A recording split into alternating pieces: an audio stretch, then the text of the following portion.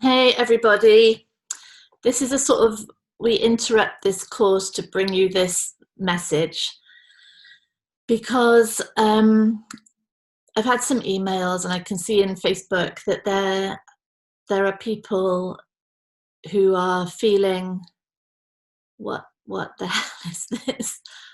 What sort of crazy world have I stumbled into here? What sort of insane nonsense is going on here, and why are there other people going, oh yeah, oh I see that, I get that. So we've got Lottie for extra support and loveliness, and so if you're one of those people who right now is thinking, I have not got the slightest clue what she is on about, you're not alone, totally not alone. And this is where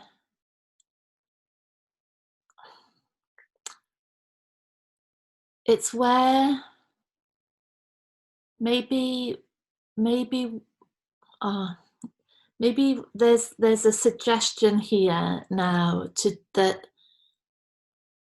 we're to do something that perhaps has never been done as far as we know, and that suggestion is to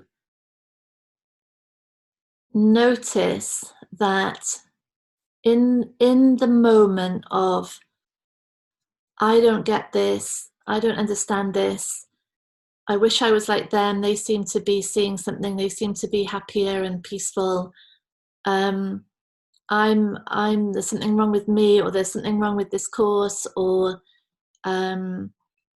maybe I'm just not ever going to get something like this. In that moment, that is where the self exists. It exists in that moment as someone not getting something, and that if only I could get this, all the answers to my problems would be revealed. So in that moment, the self appears. That's where it lives, in that activity of, there should be something different here, something else is needed. And in that activity, in all of that busyness, what goes unnoticed is that without all of that noise and whirring, all there is peace. And the mind can only go so far with this, I know that, but I think we can see, or it's logical to realize that wherever you are now, wherever you're sitting or standing or lying down, if there were no thoughts going on in the mind, if there were no thoughts, all that would be happening would be an apparent body sitting or lying down or standing up. That would be it. There would be maybe some walls and air and breathing, but that would be it. And all we're doing on this course is pointing out that just being is the fundamental, is the truth, is who we are. That's the reality. And the busy thought mind, the activity, is creating these tremendous films of a of a me. I'm like this. I'm like, blah, blah, blah, blah. This is who I am. And a future and a past and a whole series of labels and other people who think this about me and people I think that about. And that amazing kaleidoscope of films and stories. It's always been believed to be the reality. There hasn't been, up until now maybe, there hasn't been anyone or any book or any hint even that that is not true. And so what's happening now is that activity is going a bit haywire, trying to work out how to be peaceful, how to be happy, and how to find the truth in all that activity, when all that's happening is the activity is hiding the truth.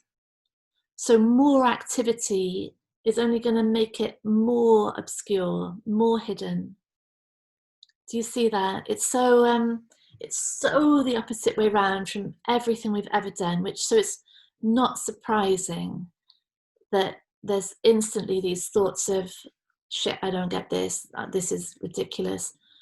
But fundamentally, it's so simple that it can't, it's like too simple to be noticed. The beingness, just the presence, this I, this existence,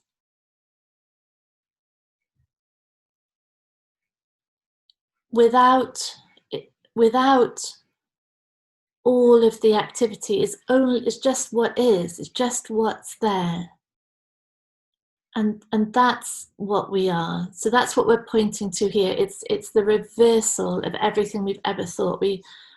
So that suffering and that discomfort of feeling not right, not don't get this. Maybe I'm not clever enough, or not spiritual enough, or I'm too clever, or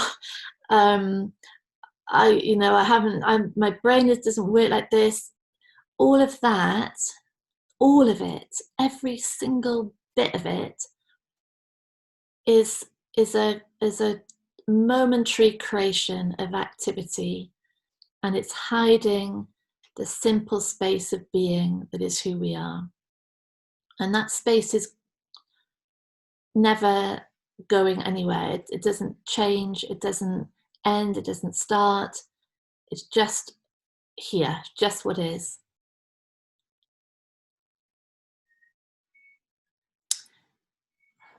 Yeah, just how it is. And so to sum up,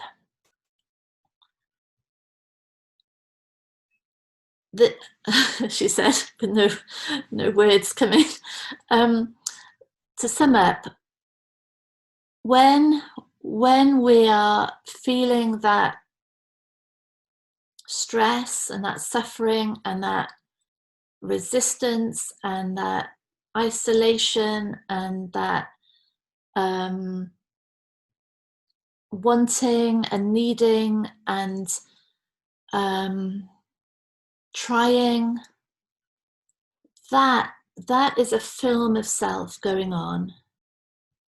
It looks totally real. I know it looks totally real, but it's not. And the suffering is the sign that that's what's going on right now, that there's a confused idea about who we are. And we've always taken the suffering as a sign to go deeper into that film. I know it. We all have. Oh shit, I feel awful. Oh God, what can I do? Maybe I should read something else. Maybe I should speak to someone. Maybe I should give up. Maybe there's got to be a way here in this film for me to feel better. And that's the fundamental misunderstanding at the heart of all exhaustion, all conflict, all stress, all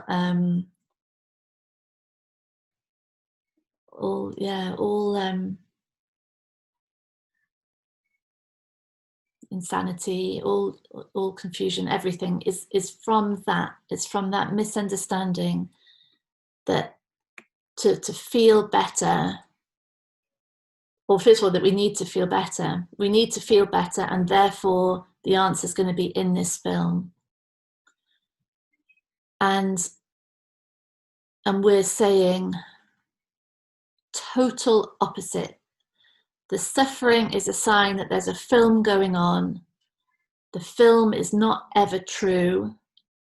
And the suffering, just like the heat, if our hand touches a flame or a hot stove, the suffering is saying, no answers in that, zero answers there.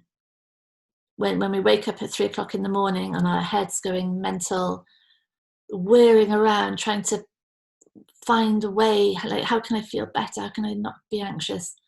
No answers there. There's nothing. There's no answers. It's just one fabrication after another, like a rabbit warren of thought, belief, association, projection. No answers in it whatsoever. That everything we've been looking for is in the realization of that it's not true, and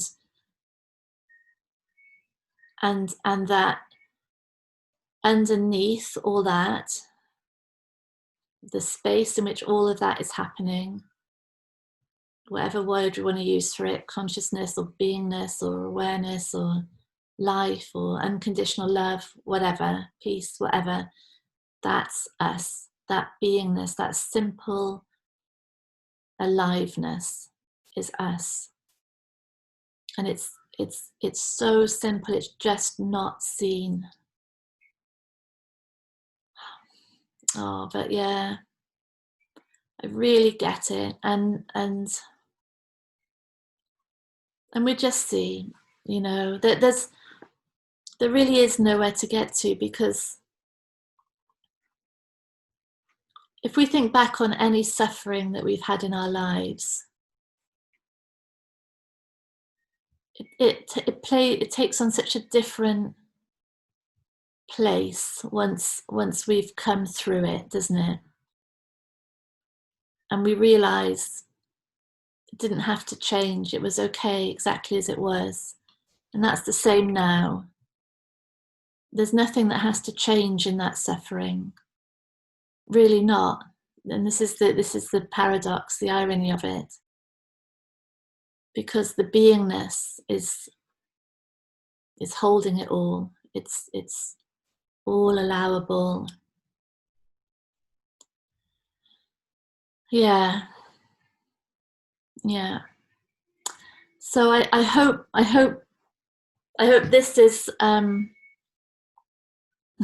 don't know what to hope anymore. Oh, I don't know. Well, I don't know, but I don't know. I really don't know what to hope. I don't know what to say. Yeah. Who knows? But anyway, that's what's going on. That's what's going on. And who you are is not the film of who you are, is not the belief of who you are. And looking for you to stabilize you, secure you in that film, it's never going to happen. Because who you are really beyond secure, beyond any concept of stability, That's the truth. That's it. Oh, big love. Big love. Brilliant that you're here. And see you soon. Bye.